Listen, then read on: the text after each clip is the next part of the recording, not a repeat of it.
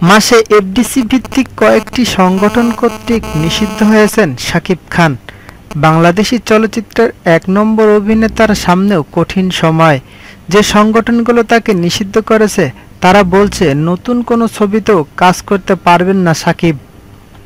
তারা আরও বলছে যেসব ছবিতে শাকিব কাজ করেছিলেন এবং ছবির কাজ অন্তত ৫০% হয়ে গেছে, কেবল সেগুলোতেই কাজ করতে পারবেন তিনি। এর বাইরে কোনো ছবিতে তিনি কাজ করতে চাইলে এফডিসির টেকনিশিয়ানরা তার সঙ্গে কাজ করবে না বলে বলা হচ্ছে। এদিকে চলতি মাসের শেষ সপ্তাহে শুটিং শুরু হওয়ার কথা শাকিবের নতুন ছবি আমি হব নেতার। ছবিটির পরিচালক উত্তম আকাশ। পরিচালক বলছেন, এই ছবিতে শাকিব খান চুক্তিবদ্ধ হয়েছেন গত মে মাসে, অর্থাৎ নিষিদ্ধ হওয়ার আগেই তিনি এই ছবিটি করতে সম্মতি জানিয়েছেন। এই যুক্তিতে শুটিং করতে যাচ্ছেন পরিচালক। কিন্তু এফডিসি ভিত্তিক সংগঠনগুলো বলছে এভাবে হবে না।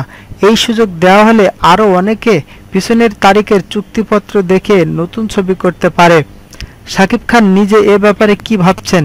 সংবাদ মাধ্যমের পক্ষ থেকে যোগাযোগ করা হলে তিনি বলেন, নিষেধাজ্ঞার কোনো আনুষ্ঠানিক কাগজপত্র আমি পাইনি, সুতরাং আমার মনে হয় না এখনো কাজ করতে কোনো সমস্যা আছে।